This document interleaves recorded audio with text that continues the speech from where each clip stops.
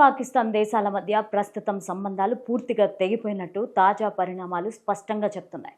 భారత ప్రభుత్వం విధిస్తున్న ఆంక్షలకు ప్రతిగా పాకిస్తాన్ కూడా దూకుడుగా స్పందించింది. ప్రత్యేకించి వాణిజ్య రంగంలో సంబంధాలను పూర్తిగా తెంచుకునే నిర్ణయం తీసుకోవడం గమనించాలి. పాక్ హై లెవెల్ కమిటీ అధికారికంగా వెల్లడించిన ప్రకారం భారత్తో ఇకపైన ఎలాంటి వ్యాపార లావాదేవీలు జరగవని స్పష్టం చేసింది. భారత్ నుంచి వస్తున్న ఎగుమతులపైన నిషేధం విధించడమే కాకుండా ఇతర దేశాల ద్వారా జరిగే వాణిజ్యాన్ని కూడా నిలిపివేస్తామని ప్రకటించింది.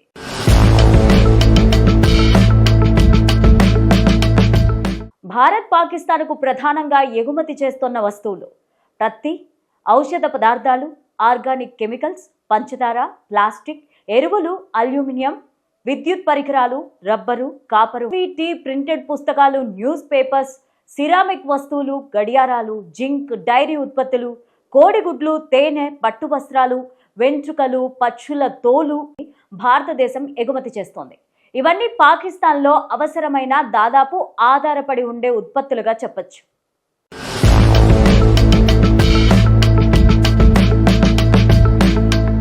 అలాగే పాకిస్తాన్ నుండి భారత్ దిగుమతి చేసుకునే వస్తువుల్లో ముఖ్యంగా సిమెంట్ నిర్మాణానికి అవసరమైన ఇతర పదార్థాలు, టెక్స్టైల్ పరిశ్రమకు అవసరమైన ముడి పదార్థాలు, ఉల్లి, టమాటా వంటి కూరగాయల కొరత సమయంలో దిగుమతులు, ఖర్జూరాలు, మామిడి పండ్లు, ఇండస్ట్రియల్ కెమికల్స్, క్రికెట్ బ్యాటులు, బంతులు, గ్లౌజులు వంటి స్పోర్ట్స్ పరికరాలు ఉన్నాయి.